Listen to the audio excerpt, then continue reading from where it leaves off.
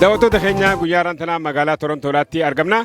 Magaalaa Torontoolaatti sababni argamneefis tiimni kubbaa miilaa kan magaalaa Torontoolaa Washington yookaan Siyaatilitti kubbaa taphachuudhaan sadarkaa lammaffaarra dhufaniiti turanii sawwisaniif koominitiin Oromoo asitti isaan simatteetii jirti. Mee arra haadha ijoollee taphattoota keessaa nama tokko asitti arganneetii jirra. Mee eenyu siin jaan? Maqaan kiyya Muntahina Liyisaa naan jaani. Tole addee Muntahina. Ijoollee taphattoota qabdee jiraan dhagahee eenyu fi eenyu isaan? Ijoolleen taphattuu saniin qabachi keessaa ijoollee lama Akramii fi Ayyuubeedha. Hunga Aliidha. Akka beektanitti Islaanii beekte Oromooni. Inni tiima kaaniif taphata. Tiima kana keessa Oromiyaa FC keessa isaan nam lamaa jira. Ijoollee sadii qabdee jechuun moolii gala ijoollee sadiitu kubbaa taphachaa jira jecha. Akkamitti tapha kana eegalanii ati haadha tokkotti siitu akka tapha kana eegalaniif kaase moo ifumarraa kana horatan? Anillee kubbaa tana jaalattuun jira hedduudha. Sanumarratti oduma laallu isaanis jaalattuu eegalan duraan baaskabooliif kana fedhanii booda isaanii ijoolleedha achumaan kubbaa tana eegalan.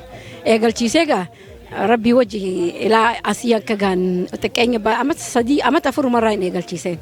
Tole amma gaa Aliin kun sadarkaa Kanadaadhaatti taphachaa jira. Aliin sadarkaa kana gahuu isaatti gammachuu akkamtu sitti dhagahama yeroo ammaan tana maalirra jira? Hedduu gammachuu guddoon dhaggeeffama akka haadhattis akka ilma namattis akka sabattis akka diinattis darajaa kana naaf gahuudhaaf Rabbii wajjin hedduun gammachuu qaba. Saba Oromoolleetiifillee hedduu saballee boonsee ilma Oromoo tokko kan asiin gahe gaa inni amma melasiif taphata inshallah nakistii gaa waanniif taphata Euroopaaf taphata Rabbi jee Kanadaafis ni taphata addunyaa irratti tapha addunyaa kan dhufu kanaafilleedha. Gaa hedduu hawwii gaarii qabna gaaf duraaf inshallah Rabbi wajjin. Addee Muntahina wayita isaan kubbaa taphatan keessattuu Osfaanaa barbaraan wajjin deemtaa wajjin achi turtaa innis ni deeggartaa gabbuutota wajjin hin taphanne malee jaamaa jira. Mee nu odeessi bara meeqa Osfaanaa wajjin deemta? Wallaahi bara dheeraadha waggaa isaanii binxii qorraa eegaleetii wajji deemuu ture. Mana soottaa bakka hunda dhawaatuma isaan guddataa dhufanis takkaa jalaan hafne stiil jalan deemaa ammallee jala deemee hedduu gammachuu guddoon dhaggeeffame ammaan tanalleedha. Bara 2025 Siyaatilitti waliin argamtee jirta? Hedduun argameetiin jire isaan wajjin jiraachuu ture. Teema geema taphatan keessaa hundarraa hedduu gize isaan goolii naqan akka gammachuu hedduun dhaggeeffamuu ture.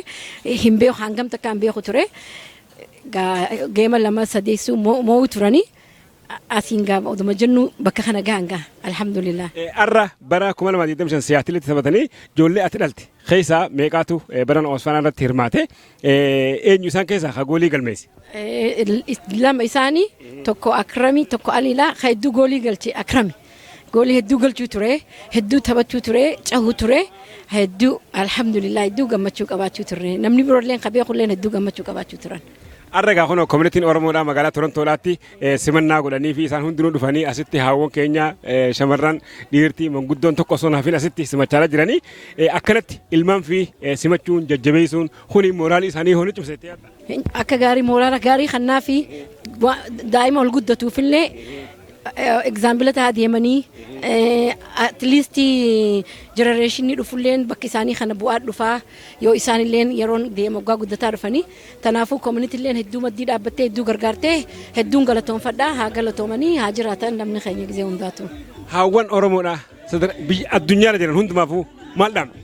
Haawwan Oromoo kaniin dhaabuuf amma durallee gaafa Aliidhaa dhaamseetiif hin jira. Of duuban deebiinaa hobii ijoollee teessanii irratti hedduu gargaarsa godhaaf hin dadhabinaa bira dhaabbadhaa warra ilmaan ol guddisu jiru kanaaf ilmaan keessan bira dhaabbadhaa bakka ijoollee tanaa akka bu'an godhaa inshallah jajjabaadhaa hawwiin isinii qaba gaawwii tanarratti galatooma fayyaa argadhaan isin jaan. Haala taphataa kubbaa miilaa sadarkaa addunyaatti beekamu Ali ibsa gabaabaa kan nuuf keetiif galatoom isin jenna. Galanni keen badiin hedduu galatooma haaliin cuftii namni Oromoo cufti isinillee galatooma kana godhuudhaaf. Egaa ijoolleen kun akkuma beekamu Osfaanaa bara 2025 irratti hirmaatanii qabxii gaarii galmeessisuudhaan maqaa Torontoo kan waggaa dheeraadhaaf irraanfatamee ture waan kaasanii fi nuuni immoo akka hawaasaatti ijoollee kana galateeffachuus jajjabeeffachuutu nurra jiraata jennee sagantaa simannaa isaaniif qopheessineedha jechuudha. asitti gaa hawaasa Oromoo kun baay'inaan manguddoo sheekan dargaggeessi osoo hafin asitti argaa jirra. Taphattoota kubbaa miilaa Torontoo irraa Ameerikaa deemanii sadarkaa lammaffaadhaa bahan kana simachuudhaan argaa jirra. Maal fa'aa qopheessaniif akka koominiitiidha? Egaa akkuma hawaasaatti waanuma jiruun nyaatis jira, dhugaatiinis jira, wanti garaagaraa jira. Ijoolleen kunis tattaaffii mataa isaaniitiin kan as ga'anii gara fuulduraattis immoo akkamittiin hawaasni keenya bira dhaabatee qabxii kanarra daran injifannoodhaan akka isaan deebi'aniif jajjabeessu akkasumas immoo gara fuulduraatti nuunis akka hawaasaatti hawaasni miseensotis akka indiviijuwaalitti bira dhaabannee akkamittiin deeggaruu dandeenya isa jedhu irratti kaka'umsa namaaf ka'uudhaaf ijoollee kanaafis haamilee ta'uudhaafidha jechuudha.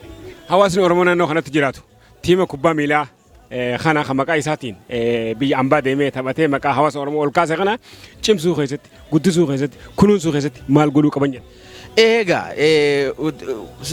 bu'aan amma argame kun akka salphaatti kan hin dhufe miti yookaan immoo hojii torban tokko torban lamaan raawwatamu miti. Leenjii barbaada, ijoollee kanas immoo isaaniin nama bakka bu'u barbaada. Ijoollee kana leenjisuudhaan achi dhaqanii haamilee ta'uu fi lafa kubbaan itti taphatamutti haamilee ta'uufiitu barbaachisa. Hojii bal'aadha kubbaan miilaa guyyaama tokkotti ka'ee wanta bu'aan akkasii waan argamu miti.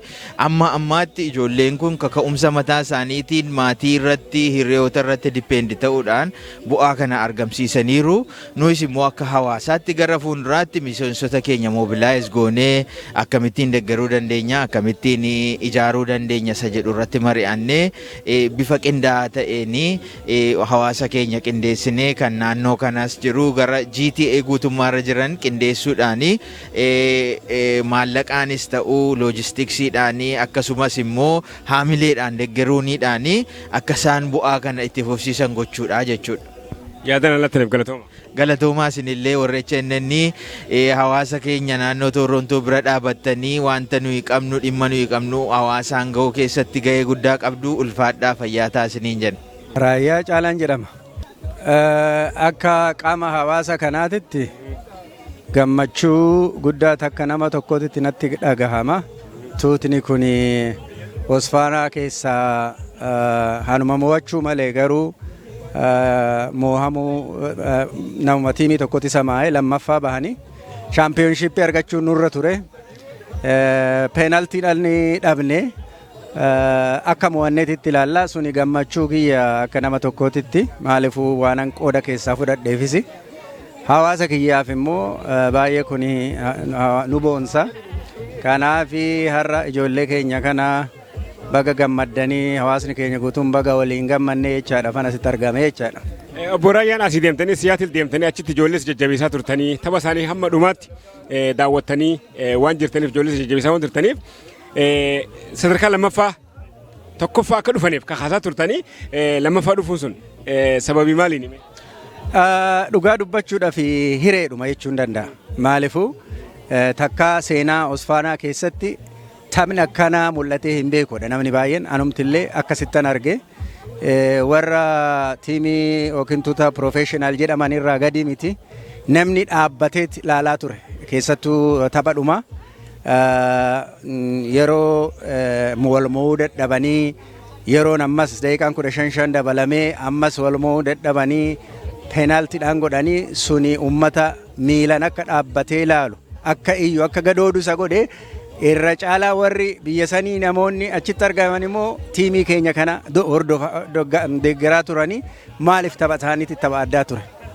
Kanaaf tiima Torontoo keessaa nama sadarkaa Kanadaadhaatti wal guddatee taphachaa jiruutu jira. Hawwiin kee ijoollota kanneen keessaayis akka sadarkaa addunyaatti wal guddatan hawwiin ati qabdu maali? Ijoolleen hegeree wal guddatan jiraachuu isaaniitanii arge. Hawwiin kiyya guddaanis aliin hawaasa keenya kana keessaa ba'e obboleewwan isaa lamaan akkaataan isaan itti taphatan hireessan warra argachuu malani. Ijoollee immoo haaraa ol dhuftu tuni fakkii gaarii jara kanarraa fudhatu. Kanaaf hawaasni keenya irratti hojjechuu qaba. Baay'ee nama gammachiisa. Maajiratti maal dhaamta ga'aarra kun asitti dhufanii asitti hawaasni isaan simachaa jira. Maajiratti maal dhaamtaaf abboottiidhaaf hawwaniif sadarkaa addunyaa warreen jiran ilmaan isaanii kunuunsuu keessatti guddisuu keessatti gara ispoortiitti fiduu keessatti maal godhuu qaban?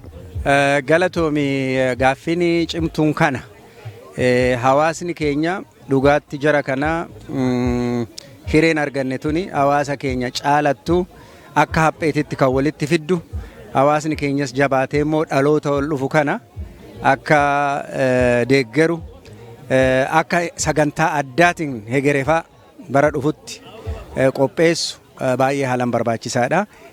Isuma sanan jedha akka ergaatitti hedduu galatooma. I'm here with HNN and I'm here with Isa where did you guys play? in Seattle. How far did you guys make it? We made it to the finals this year in Osfana. How did you feel playing in the finals? It was good. We had the support of the community. People from Toronto in the stands. They flew over to support us. Amazing support. It was great. It felt good.